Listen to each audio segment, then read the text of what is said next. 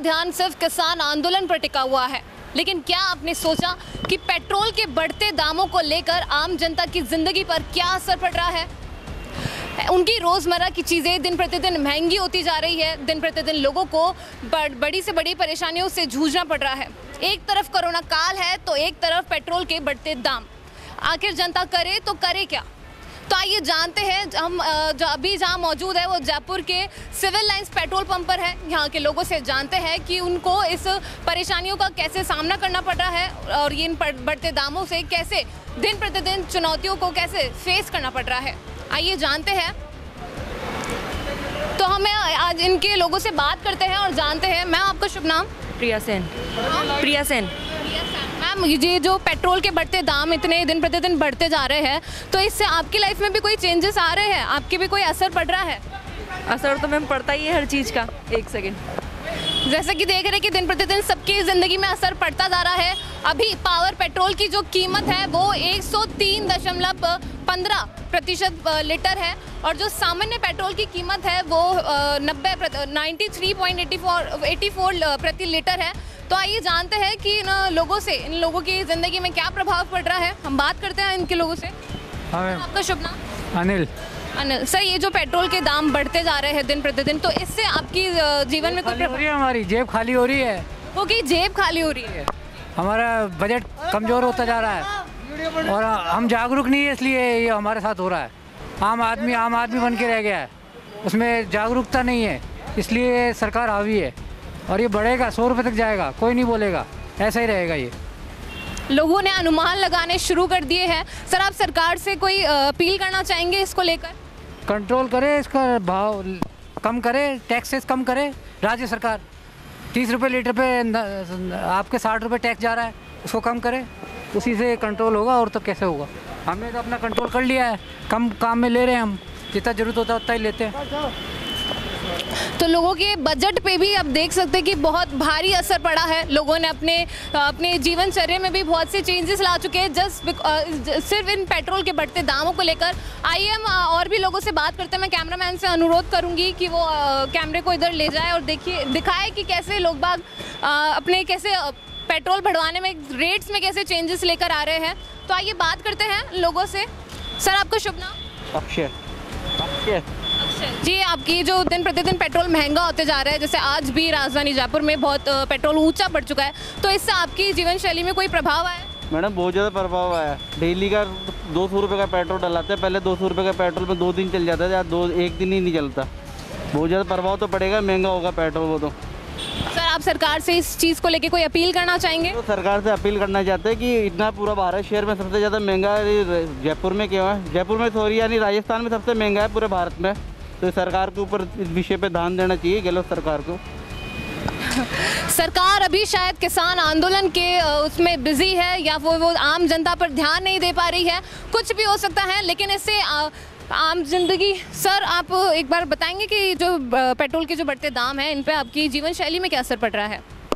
पर तो रही है मैडम, पहले कहाँ 70 रुपये आता था, अब कहाँ 84-83 हो रहा है, तो 12-13 रुपये का फर्क तो बहुत ज़्यादा ही होता है ना। तो सर, इससे आपने भी कोई चेंजेस लगाई कि पहले आप बहुत ज़्यादा का बढ़वाते थे और इन बढ़ते दामों की वजह से आपने पेट्रोल को थोड़ा कम पैसों में बढ़वाना शुरू कर दिया? अब वही है, पहले टंकी फुल हो जाती थी, अब 500-400 डला काम चला रहे हैं, वही बात है, बस इतना ही फ़र्क पड़ा है और तो क्या पड़ा है। काफ़ी जनता को परेशानी तो बहुत हो ही रही है पेट्रोल से। तो लोग कह रहे हैं कि उनकी पहले वो टंकियाँ फुल करवाते थे, लेकिन अब वो आधी टंकियाँ पे लेकर आ गए हैं। तो इससे आप देख सकते हैं कि बहुत से लोगों पे काफ़ी असर पड़ा है, काफ़ी भारी असर पड़ा है। हम यहाँ के थोड़े कार्यकर्ताओं से भी बात करना चाहेंगे, उनसे पूछना चाहेंगे कि उनको भी क्या ऐसे जैसे हम प्रश्न आपसे पूछ रहे हैं, उनको भी क्या इन्हीं प्रश्नों का रोज़ सामना करना पड़ता है? क्या लोग उनसे पूछते हैं कि कैसे आप इतने जो पेट्रोल के दाम है वो कब तक गिर सकते हैं? तो आइए हम बात करते हैं यहाँ के थोड़े कर्मचारियों से। जी सर, मैं आपसे बात करना चाहूँगी। आपका शुभ नाम? मेरा नाम श्यामलाल कालोया, फोरकोट मैनेजर हूँ यहाँ पे मिलेनियम जयपुर पे। सर, यहाँ पे क्या ऐसे आप लोगों को भी इन प्रश्नों का उत्तर देना पड़ता है रोज़ की जो ये बढ़ते दाम बढ़ रहे हैं पेट्रोल के? हाँ मैडम, कहने की जो रेगुलर जो हमारे कंज्यूमर हैं वो कहने लगी बोलते हैं कि हमारी गाड़ी एवरेज नहीं देती है, वो नहीं देती। वो तो बात उनका इशू अलग हो गया। उनको ये मालूम नहीं रहता कि रोज़ रेट बढ़ रही है। फिर रेट बढ़ने से एमएल तो कम हो ही रहा है ना, एमएल थोड़ी बढ़ रहा है, रेट बढ़ रहा है उसमें तो। और रेट कभी 27 पैसे, कभी 24 पैसे, कभी 21 पैसे ऐसे कहने लगी आगे से हमारा तो रेट आती है तो वो रेट बढ़ रही है, तो हम तो इसमें कुछ नहीं कर सकते। बाकी के कंज्यूमर हैं उनको सर्टिफाई करके भेजना पड़ता है कि हाँ सर जो आगे से है जो बढ़ के आ रहा है उसमें हम कुछ नहीं कर सकते, हमारा तो काम है कहने लगी हम जैसे आपको सर्विस प्रोवाइड करवाना और जो है आपके सामने है, ऐसा कोई भी कुछ नहीं। बाकी कुछ लोग ऐसे आते हैं कि उस जगह पे इतना फ़र्क आ रहा है, डिफरेंट आ रहा है। तो मैंने बोला था कि सर हमारा कंपनी आउटलेट पंप है और हमारी जो रेट है वो आगे से चेंज होगी आती है, और दूसरे पंपों पे कहने लगी वो बोलते हैं कि उस पंप पे इतने का फ़र्क है, इस पंप पे इतने का फ़र्क आ रहा है, जयपुर में इतना डिफरेंट कैसे आ रहा है। तो मैंने बोला देखिए सर आप लोग इसमें ध्यान देते हैं तो आप इस बारे में कुछ आगे सुन लो। तो बाकी काम तो इतना ही उनसे सुन के बात को छोड़ देते हैं। हम आगे फिर इसमें भाई हम तो हमारा काम में ध्यान देते हैं, बाकी को फिर हम ज़्यादा ये नहीं रहते कि भाई हाँ आगे क्या है क्या नहीं है। बाकी कंज्यूमर ये है कि परेशान बोलते हैं कि क्या पता आसमान में छड़ने वाला है क्या, वो झगड़ा एक तरह से उनके माइंड में ऐसा हो गया कि झगड़े की जैसी भी बातें करते हैं वो लोग। रोज़ क्या हो रहा है, हमारी गाड़ी एवरेज नहीं देती, अरे एवरेज क्या देगी भाई, जो एमएल पहले 100 रुपये में चल रहा था वो अब 100 रुपये में कहाँ चलेगा। मेरे को तो एमएल कम हुआ है, उनको ये उन लोगों को ये मालूम नहीं है कि एमएल कम हुआ है। भाई हमारा तो तेल कम आया है, वो है, कई इशू बनाते हैं लोग, समझिए। हाँ बिल्कुल सर। 10 रुपये पेट्रोल सस्ता है। हाँ आप जनता को कैसे समझाना चाहेंगे कि सरकारें किस तरह से लाभ दे सकती है आप जनता को? देखिए सर कहने लगी ये जो पेट्रोलियम और जो उत्पाद हैं सब कुछ हैं, तो अपने तो हिंदुस्तान में तो अभी जो बन रहा है वो है, बाकी का तो सब विदेश से ही इंपोर्ट करवा रहे हैं अपन लोग।